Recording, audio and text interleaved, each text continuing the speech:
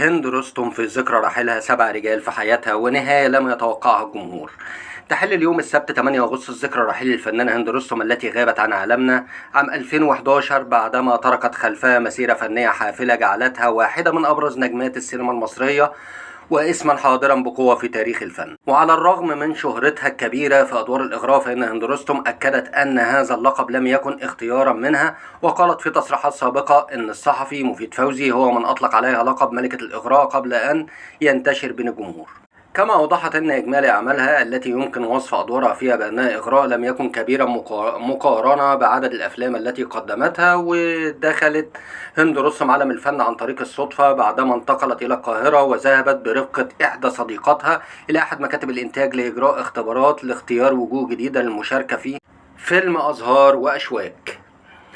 ولفتت أنظار المخرج حلمي رفلة الذي منحها دورا صغيرا في الفيلم عام 1947 لتبدأ بعدها خطواتها الأولى في السينما. كما ظهرت في فيلم غزل البنات أو غزل البنات ضمن مشهد أغنية ليلى مراد المختاري يا خيل، حيث شاركت ككومبارس في ظهور قصير قبل أن تنتقل تدريجيا لأدوار أكبر. وقدمت أيضا دور فتاة مع توها في مشهدين ضمن فيلم الستات معرفوش يكذبوا لتبدأ بعدها مرحلة جديدة في مشوارها الفني. وكان المنتج حسن رمزي أحد الأشخاص الذين ساهموا في انتقال هند رستم إلى مرحلة جديدة بعدما قدمها إلى المخرج حسين الإمام الذي منحها أدوارا ساعدتها على تثبيت حضورها السينمائي. قدمت مع حسن الإمام فيلمي بنات الليل والجسد لتتسع دائرة شهرتها وتصبح واحدة من أبرز نجمات الشاشة. ولم تتوقف تجربة هند رستم عند الأدوار التي اعتمدت على جمالها وحضورها، وإنما قدمت شخصيات مختلفة كشفت عن قدراتها التمثيلية. ومن أبرز أعمالها باب الحديد الذي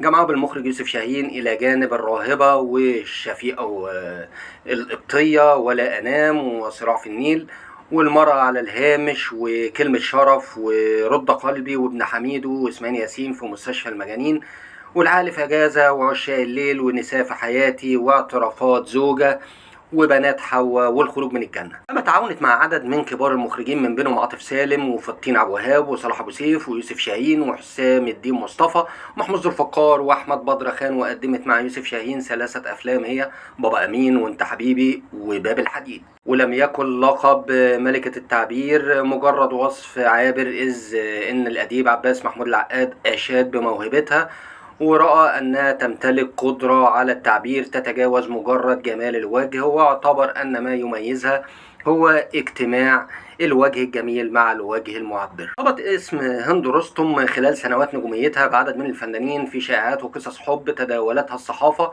خاصة بسبب طبيعة الأدوار التي كانت تقدمها وظهورها إلى جانب نجوم كبار. ومن بين الأسماء التي ربطتها بها الشائعات الفنان يحيى شاهين بعدما نشرت مجلة صباح الخير سنة 57 أحاديث عن وجود قصة حب بينهم. كما طالت الشائعات الفنان أحمد مظهر الذي شاركها بطولة فيلم رد قلبي إلى جانب الفنان أحمد رمزي الذي جمعته بها أعمال فنية. ولم تتوقف الشائعات عند الفنانين، إذ قبل قيل أيضا أن هند رستم كانت تطارد عبد المنعم الخادم زوج الراقصة تحية كاريوكا، وهو ما تسبب في تداول أخبار عن خلافات بين هند رستم وتحية كاريوكا.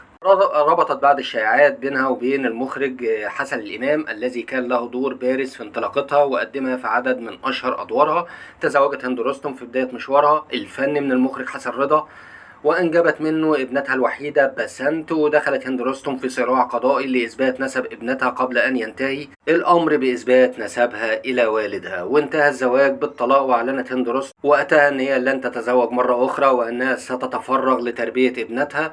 لاحقا تزوجت هند رستم من الدكتور محمد فياض أستاذ طب النساء والتوليد الذي سبق له الزواج من الراقصة هاجر حمدي. وتحدثت هند رستم عن زواجها من محمد فياض موضحا أنه كان زواجا تقليديا وأن التعارف بينهما استمر شهرا واحدا قبل الزواج بعدما وجدت بينهم تقاربا في الأفكار وأشادت بأخلاقه وأدبه وهدوءه.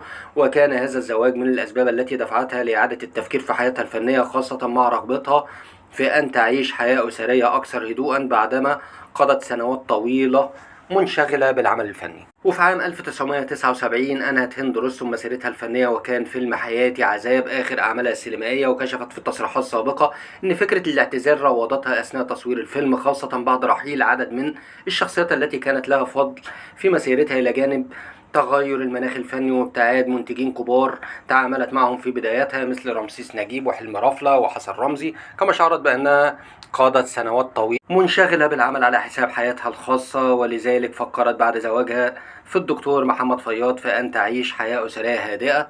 ورحلت هند رستم 2011 لتبقى أفلامها حاضرة لدى الجمهور ويبقى اسمها مرتبطا بواحدة من أبرز التجارب النسائية في تاريخ السينما المصرية، بعدما تجاوزت الصورة التي التصقت بها كملكة إغراء لتثبت حضورها كفنانة صاحبة القدرة على تقديم أدوار مختلفة وشخصيات متنوعة.